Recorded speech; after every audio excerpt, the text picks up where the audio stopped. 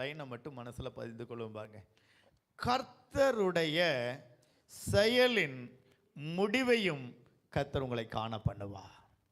அல்லேலூயா, அல்லேலூயா. கர்த்தருடைய செயலின் முடிவு நம்ம என்ன செய்வோம்? நிச்சயமாக காண்போம், காண்போம். நம்முடைய ஆண்டவர் நம்முடைய வாழ்க்கையில ஒரு சில காரியத்தை அனுமதிச்சா, யோபுடைய வாழ்க்கையில ஒரு காரியத்தை அவனை அனுமதிச்சார் பாருங்க. அதான் இந்த வசனம் சொல்லுது. யோபுடைய பொறுமையை குறித்து என்ன செஞ்சிருக்கீங்கப்பா? கேள்விப்பட்டிருக்கிறோம், வேதத்துல வாசிச்சிருக்கோம். ஐயா, யோபு எவ்வளோ பொறுமையா இருந்தா தெரியுமா? ஆனா அதுல ஒரு வார்த்தை, ஜீவனுள்ள வார்த்தை ஆண்டவர் சொல்றார் வாக்கு தத்தமாக. யோபுடைய வாழ்க்கையில உபத்திரவத்துக்கு கர்த்தர் அவனை ஒப்பு கொடுத்தார். ஆனா அதே யோபுடைய வாழ்க்கையில அவனுடைய நண்பர்கள், மனைவி, அவனை சூழ இருந்த ஜனங்கள் எல்லாம் அவன் கடந்து செல்லக்கூடிய பாதையை பார்த்தாங்க. ஆனா வேதம் சொல்லுது கர்த்தருடைய செயலின் முடிவையும்.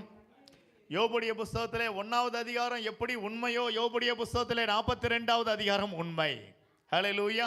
1வது அதிகாரம் பார்க்கும்போது யோபு தன்னுடைய வாழ்க்கையில அநேக காரியத்தை இழக்கிறத பார்க்கிறோம். யோபு 42வது அதிகாரத்தில் 2 மடங்கு சகலவற்றையும் திருப்பி கொள்கிறத பார்க்கிறோம். அதனால தான் இந்த நாளில் வேத வசனம் சொல்லுது, கர்த்தருடைய செயலின் முடிவை கர்த்தர் உங்களை காணும்படி செய்வார். அல்லேலூயா. என் வாழ்க்கையில இழப்பை கண்டேன், என் வாழ்க்கையில துக்கத்தை கண்டிருக்கலாம், உன் வாழ்க்கையில நீ கண்ணீரை கண்டிருக்கலாம், உன் வாழ்க்கையில சில வேதனைகளை கண்டிருக்கலாம். கர்த்தருடைய பிள்ளையே, கர்த்தருடைய சமூகத்தை நம்பி வந்திருக்கக்கூடிய கர்த்தருடைய பிள்ளையே, இன்னைக்கு ஜீவனுள்ள தேவன் நமக்கு தரக்கூடிய ஜீவ வாக்கு தத்துவம் கர்த்தருடைய செயலின் முடிவையும்